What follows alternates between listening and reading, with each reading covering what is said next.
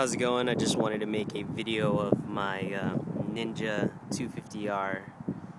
It's a 2009. It has just about 12,000 miles, give or take, a couple hundred. It's pretty clean considering everything. I have brand new Continental Go tires. You can still see the little rubber studs there. Has maybe about 400 miles on them. They're the standard size. They wouldn't let me upgrade the size, which kind of sucked. But I guess stock is better, I guess. These are way better than the IRS though. Really sticky, handle well on corners. Just all around really good tires. Even in rain, the grooves that they have are just amazing. It really disperses the water. I have brand new EBC brake pads in front and rear. You probably won't be able to see those, or at least from the camera anyway, from the angle. I also have the SSR Motorsports no-cut frame sliders, which are awesome and will save you a bunch if it ever goes down. Hopefully not. These are the flush mount turn signals. Really nice. Gives it a smoother look. I also have the MGP Growler exhaust, the slip-on, and something that you will not find commonly around is the Geraldine RT1 baffle that actually goes onto the Geraldine RT1 exhaust. Retrofitted it to this and it actually does really great. It's the back pressure is good enough to the point where it's not obstructing any airflow, but it's flowy enough to get the performance that you want from it.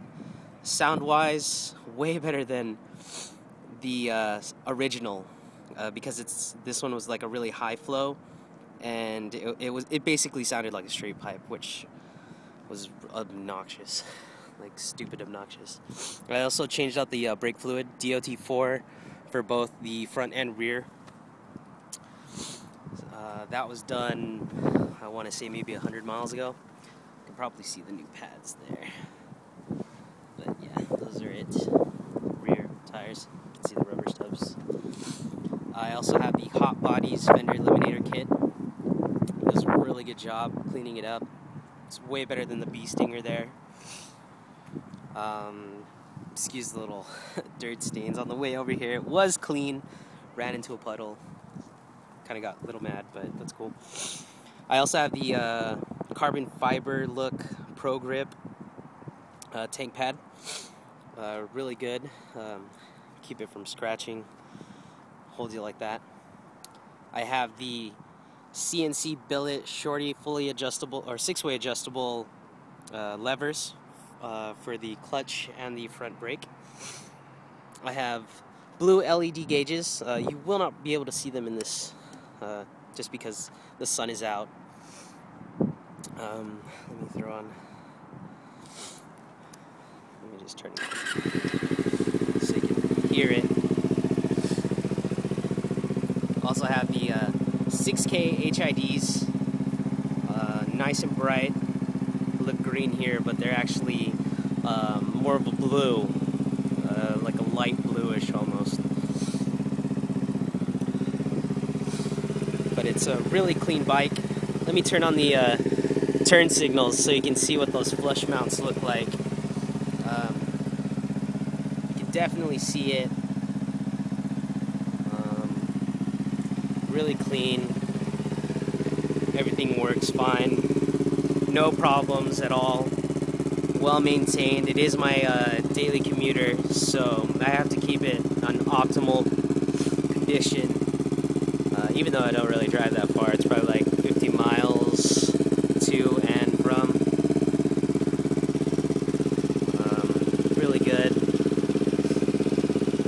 I do have to ride through a small canyon pass, and let me tell you, this thing is really good. For beginners, this is the most optimal bike I would definitely suggest getting. Really great to learn on. I've had this for about a year now, and It's amazing. Like, and I'm not just talking about learning to ride, because anyone can learn to ride this thing. I mean, it's so easy and so rider friendly, but more so the maintenance. Yeah, I mean, you don't want to get like a 1000 or a bigger bike and not know what the hell you're doing, and kind of do that trial by error method, and that really sucks sometimes, because you're going to be spending so much money on parts and then try and fix it, and you're like, well, I don't really know what the hell I'm doing. But this is really good to learn on. Everything's pretty much cheap for it. The way I have it set up, it's good to go. I mean, definitely there's preferences for different people, but this is a really good bike, and parts are fairly cheap. Oh, I didn't mention it, but I do have a K&N air filter in here, and that really helps with fuel consumption and airflow. And let me give it a couple revs for you. I'll put it on the tack.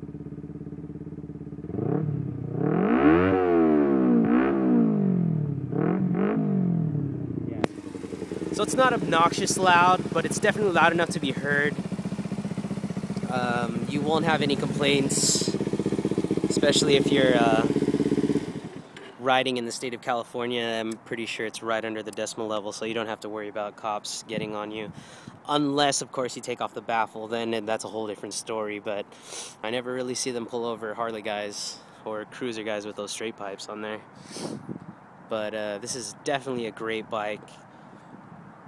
I think I pretty much covered everything, but